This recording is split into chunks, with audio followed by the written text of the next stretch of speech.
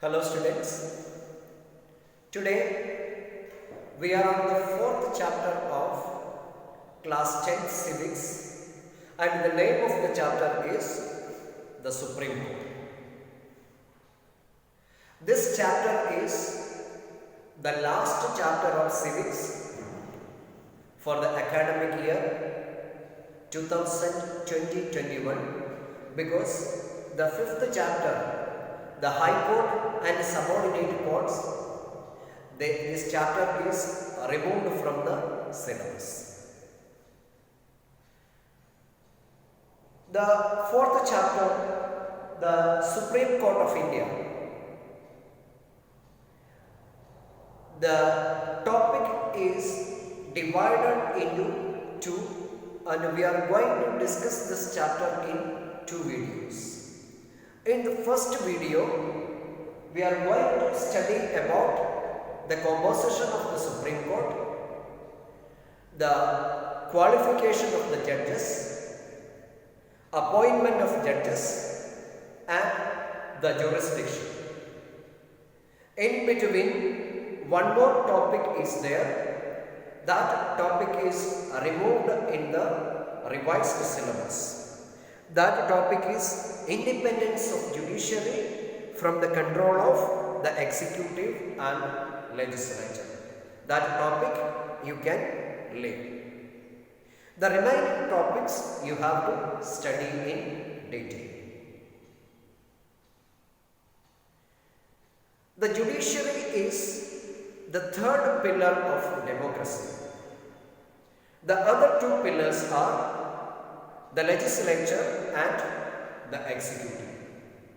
In the previous chapters, we have already studied about the union legislature. The union legislature is consisting of the two houses of the union parliament, that is Lok Sabha and Rajya Sabha. Its main responsibility is the making of laws. And the second and third chapters were dealing with the union executive. It was consisting of the president, prime minister and the council of ministers. The function of the executive is the implementation of the laws made by the legislature. And this chapter, the fourth chapter, is dealing with the judicial system of India. The function of the judiciary is the interpretation of the law made by the legislature.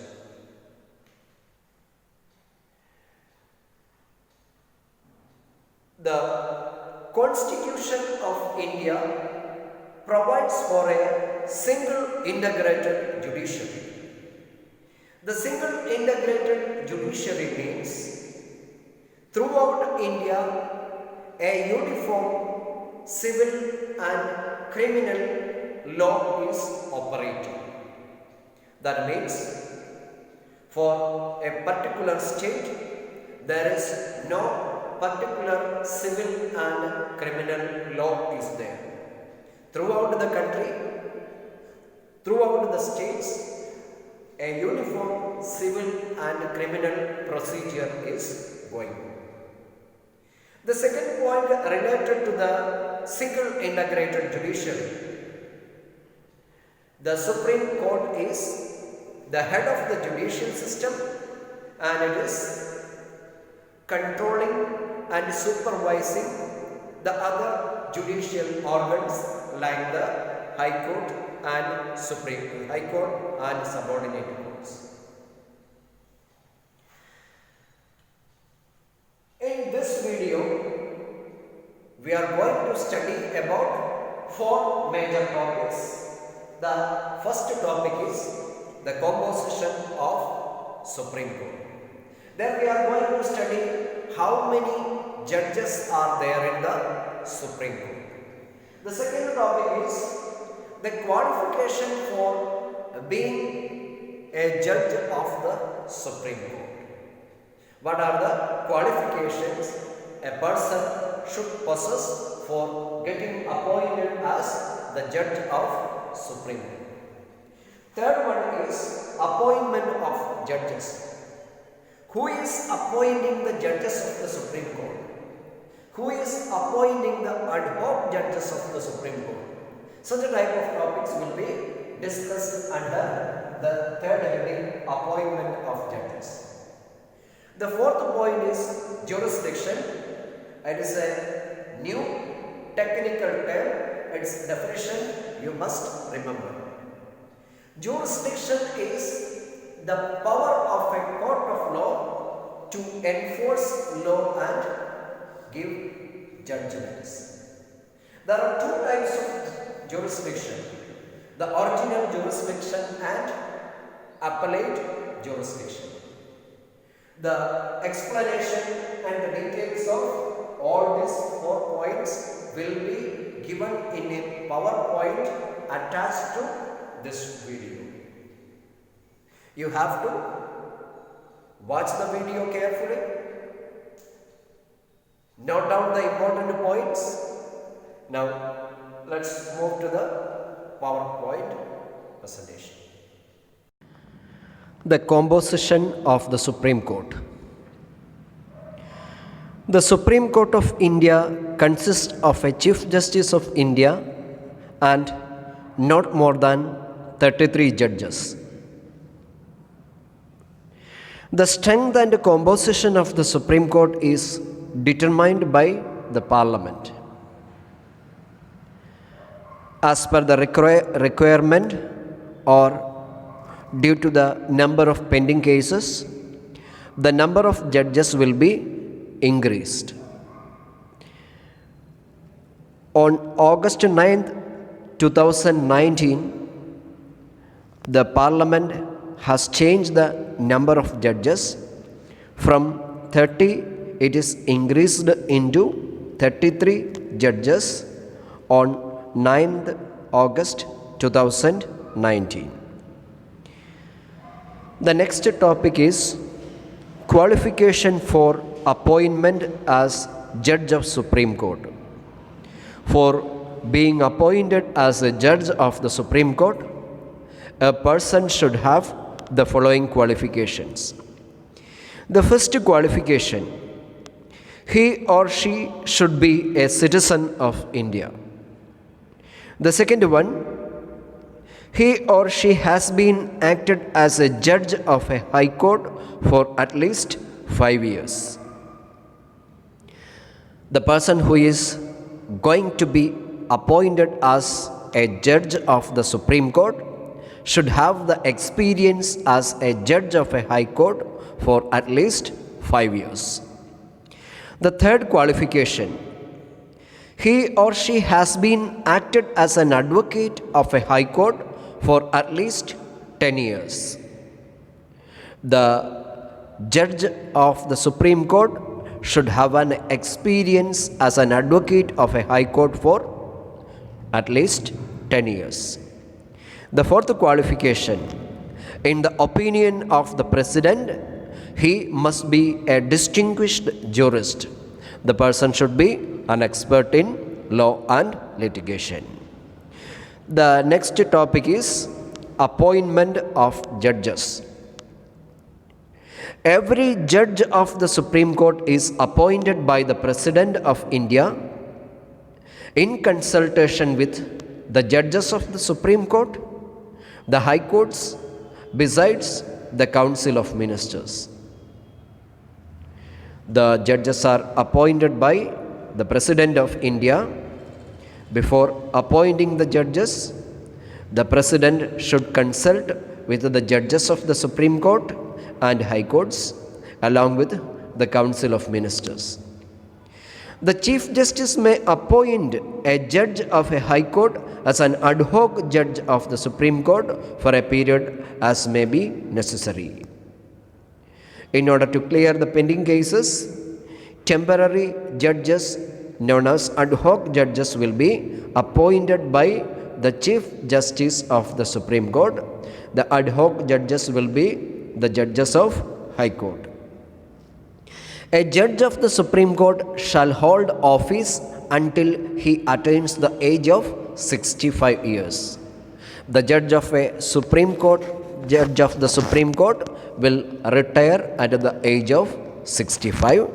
The age of retirement for the judges of High Court is 62 years.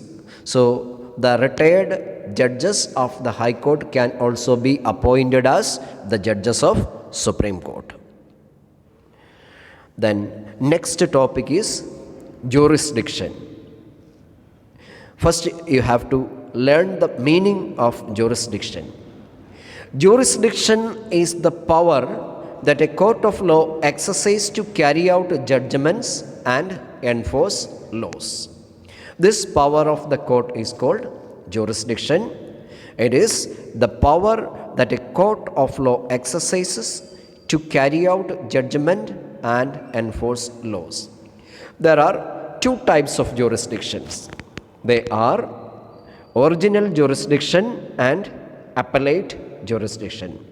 Let us see the explanation of original jurisdiction and appellate jurisdiction with examples. The first one is original jurisdiction. Original jurisdiction means the power to hear and determine a dispute in the first instance. All the cases cannot be brought before the Supreme Court directly. Some cases are there that can be brought before the Supreme Court in the first instance directly. Such type of cases are coming under original jurisdiction. There are three important examples given for original jurisdiction. The first one is center state or interstate disputes.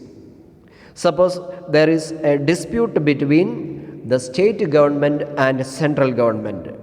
That cases will be decided by Supreme Court. The high courts will not have the power to judge such a type of cases. Like that, the disputes between two states also be brought before the Supreme Court in the first instance. That is the example of interstate disputes. So the first example of original jurisdiction of the Supreme Court is center state or interstate disputes. The second example is protection of fundamental rights. Cases related to the violation of fundamental rights can be brought before the Supreme Court in the first instance. If the fundamental right of a person is violated by a person or a group of persons or by the government, the person can directly approach the Supreme Court. The third example is interpretation of the Constitution. A case where the interpretation of the Constitution is required, that cases also be brought before the Supreme Court for the first instance. So these are the examples of original jurisdiction. Then next one is appellate jurisdiction. Supreme Court is the highest court of appeal. Appellate jurisdiction means the power to grant special leave to appeal against the judgment delivered by any court in the country. If a case is judged by the High Court and the convict or aggrieved is not happy, not satisfied with the judgment, he can approach the Supreme Court under appellate jurisdiction. The Supreme Court will consider the case. It may revise the judgment. It may reduce the punishment offered by the High Court, or it may cancel the punishment. That is called appellate jurisdiction of the Supreme Court. The examples of appellate jurisdiction. What type of cases can be brought before the Supreme Court under appeal? The first one is constitutional cases. A case where the interpretation of Constitution is required, that type of cases can be brought before the Supreme Court on the basis of appeal. The second one is civil cases. Civil cases are disputes between two or more parties. If there is any disagreement or dissatisfaction, the aggrieved or convicted can approach the Supreme Court with appeal. The third one is criminal cases. Criminal cases are acts against the community where there is disagreement or dissatisfaction. The parties can approach the Supreme Court with appeal. So this is the end of the first video of the fourth chapter, Supreme Court. In the next video, the powers and functions of the Supreme Court will be discussed. Thank you.